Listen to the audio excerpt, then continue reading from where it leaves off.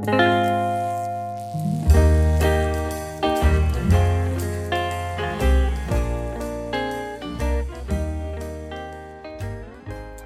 right, we were just in the key of E flat, the key or the world of love.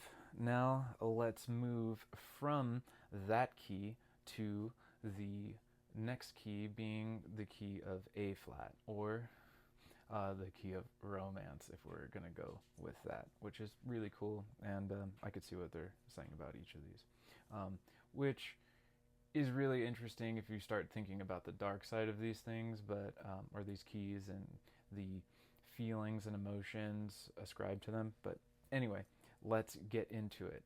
So let's go from E flat with our winged creature, and then we'll move up 4, down 5,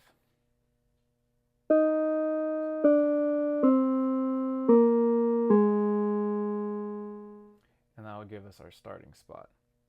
Now I'll play in the right hand.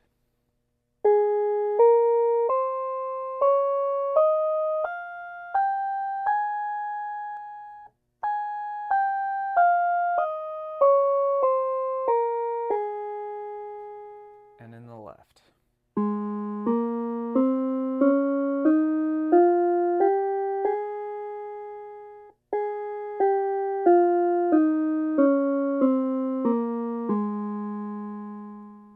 Both hands.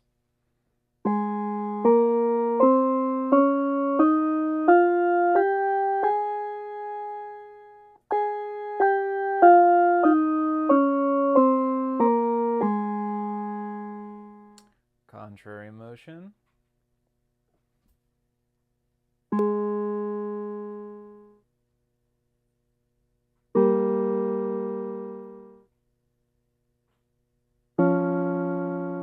Let's do that again.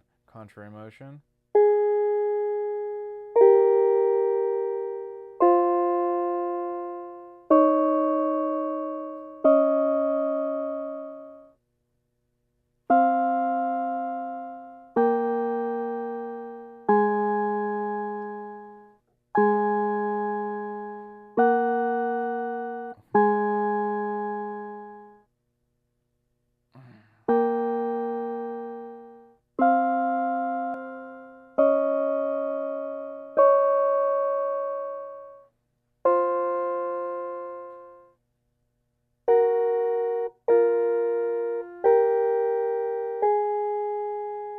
Let's do that one more time, going back.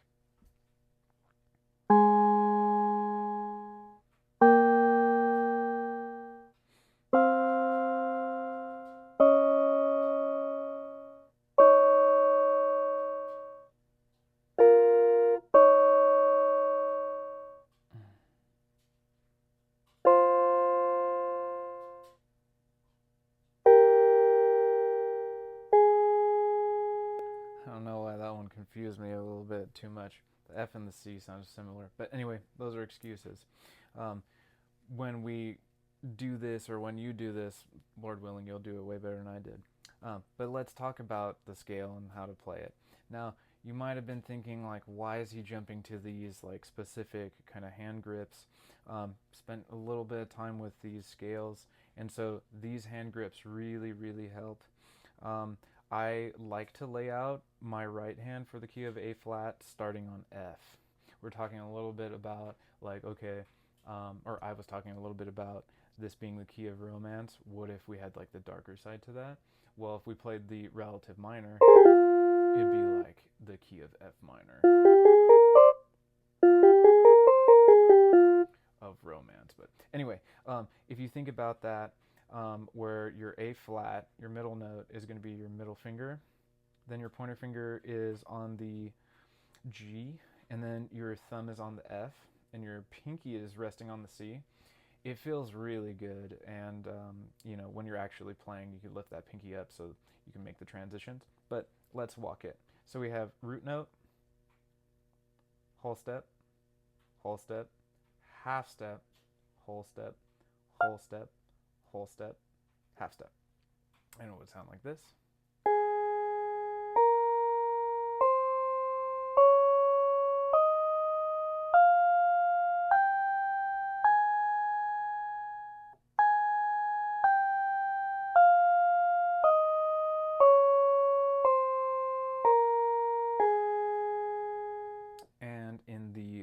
left hand, it would sound like, well, actually, we're going to be fingering it very, very similarly, where we're playing or leaving resting the pinky on the F, and then our ring finger mirrored, right, on the G, then middle finger on the A flat, pointer finger on the B flat, your thumb on C. And remember, because now we're in the flat side, we're thinking about these black keys instead of being sharps as being flats. I know it's a little later than I anticipated to make this reference, but it is helpful at least to know that. And then when you are communicating with other musicians, you're starting on, say, like a natural note, not sharp, not flat, and you raise it up, you can call that a sharp. If you go down with it, you can call that a flat, especially if we're at a place like D. If you're like, oh yeah, sharp that note, boom. Somebody would know that, somebody that knows this stuff would be like, all right, cool, you're talking about raising it.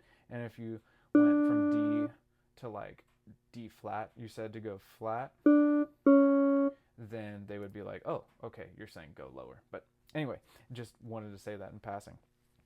Let's keep going. So we had that pinky resting on the F, ring finger on the G, middle finger on the A flat, pointer finger on the B flat, thumb on the C, transitioning over to the middle finger on the D flat, which is also C sharp, but we'll talk about that later. Then pointer finger on the E flat, and then back into our cycle. But here we go. It's going to look like this and sound like this.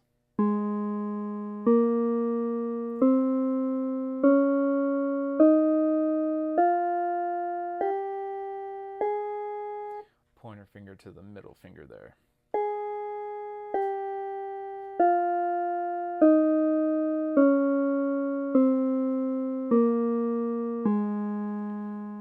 Whatever makes our life easier for this. Then let's put them together.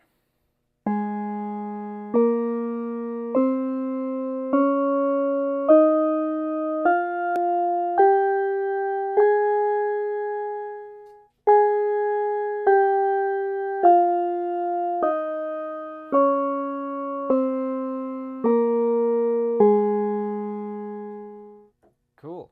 And then when you do your contrary motion is whatever we're doing, no matter the scale, let's just make sure that we're placing our fingers in a way that's going to make our navigating super easy, and that we'll also be able to develop muscle memory from it. So if the middle finger thing is like working for you, we'll start there. If it doesn't work out that well, like it did with me, then we might try something else. At least for now, we're going to stick with the middle fingers and then move on from there. So here we go.